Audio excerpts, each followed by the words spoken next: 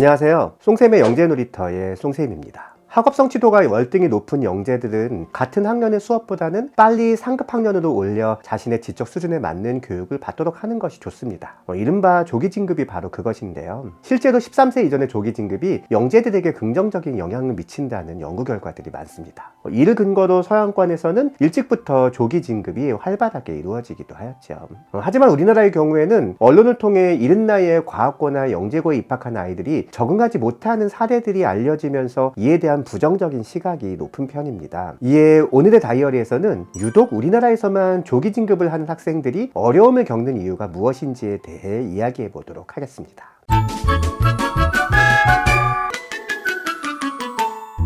우선 우리나라의 조기 진급 규정을 살펴보겠습니다. 현재 시행 중인 조기 진급에 관한 규정은 2017년 대통령령으로 시행된 것으로 학업성취, 지능검사 등의 수학능력, 국내외 경시 경연대회 입상과 같은 세 가지 사항에 대해 시도교육청이 정하는 기준에 따라 초중고등학교의 장이 조기 졸업 가능 학생을 선발할 수 있도록 되어 있습니다. 공개된 지침은 다음과 같습니다.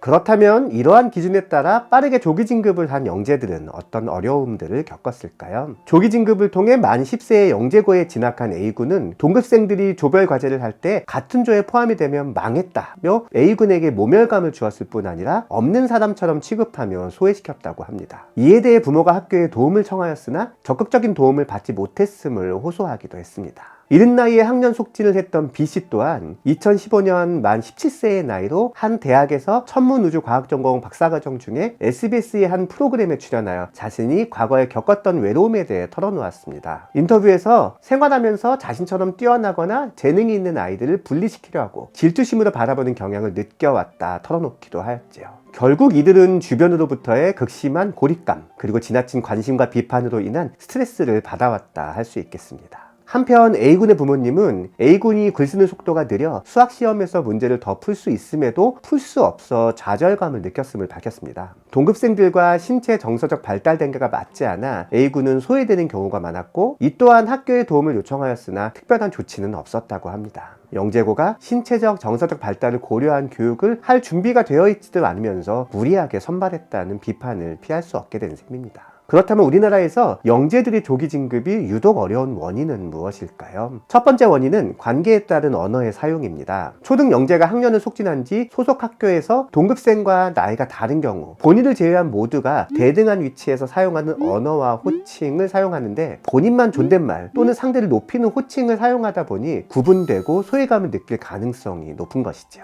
두 번째 원인은 입시 위주의 교육입니다. 앞에서 A군이 소외감을 호소했던 조별 과제에서 동급생들이 A군과 같이 그룹을 하지 아니라고 했던 이유는 과제 점수가 대입 내신에 반영이 되기 때문에 같은 그룹에 있을 경우 좋은 성적을 달 수 없을 것이라 추측할 수 있는 것이지요. 세 번째 원인은 영재에 대한 지나친 기대입니다. 소수의 영재를 위한 교육이 국가와 사회에 도움이 된다고 생각하는 사람들이 영재를 응원하며 힘을 실어줄 수 있지만, 오히려 영재에게 지나친 기대를 하고 혹독하게 비판하는 것 등으로 변질될 수 있기 때문이지요. 우리나라의 영재 교육은 그동안 선발에만 집중하며 이후 교육에는 크게 관심을 두지 않는다는 비판이 높습니다. 그러므로 이제는 조기 진급에 대한 지침뿐만 아니라 진급 후에 받게 되는 교육에 대한 구체적인 내용과 방법에도 관심을 가져야 할 것으로 보입니다. 영재를 위한 차별화된 교육기관이 오히려 영재들의 무덤이 되어서는 안 되겠지요. 지금까지 영재 다이어리의 송쌤이었습니다.